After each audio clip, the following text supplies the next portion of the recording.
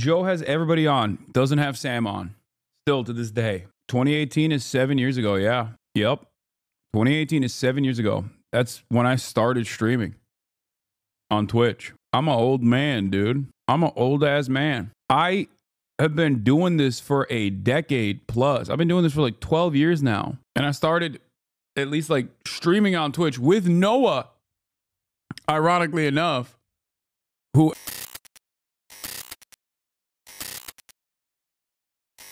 like he was, there's a video of him talking to Sam Harris, who also is a asshole, but all the way back in like 2016, where he had just started his arc.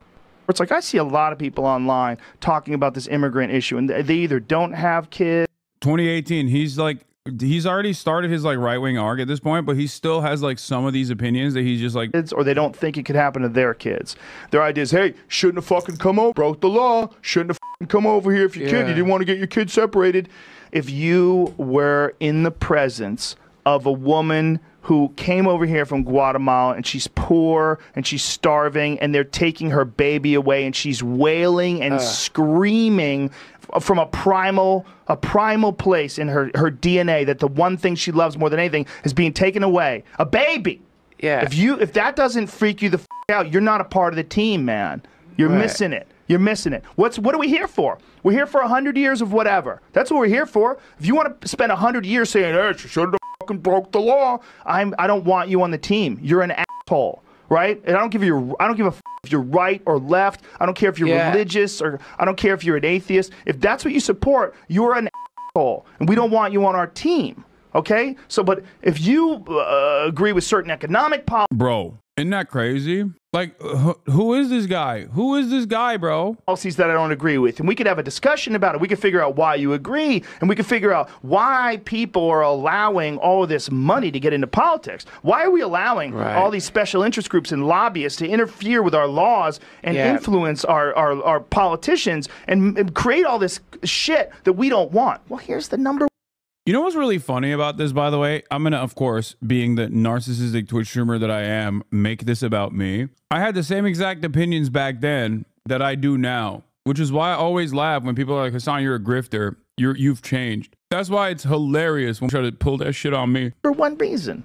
You can't just vote online. You can't just vote. It's not one person, one vote.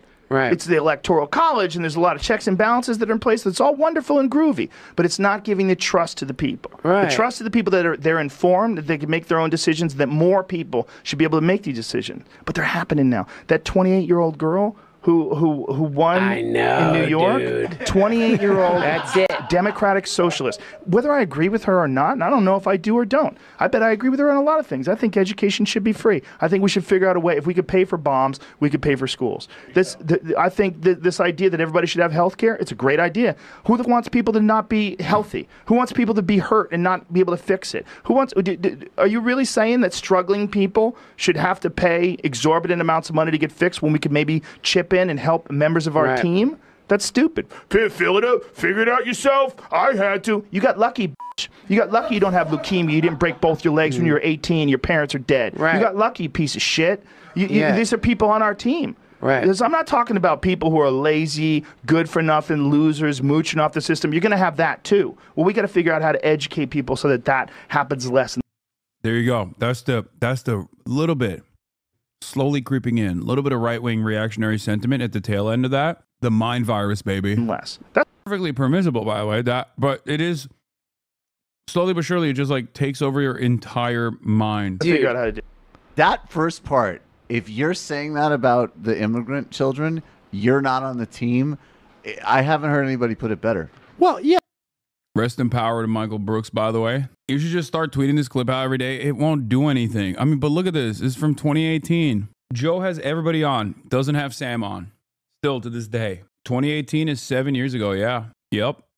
2018 is 7 years ago. That's when I started streaming on Twitch. I'm an old man, dude. I'm an old ass man. I have been doing this for a decade plus. I've been doing this for like 12 years now. And I started at least like streaming on Twitch with Noah, ironically enough, who at the time was the senior editor of Jewish Currents and was like working with Vice too.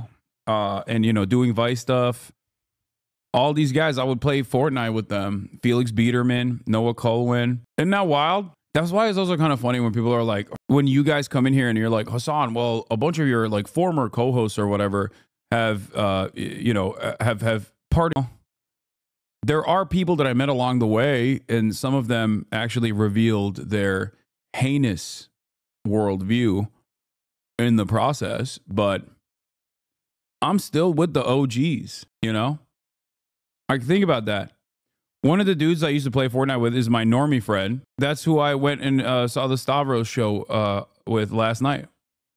And my brother. Yeah, I got a lot of day ones. Yeah, You're an asshole. But that actually It's just is basic that to me moral is the most distinction. the Anyway, let's get back to Joe Rogan now.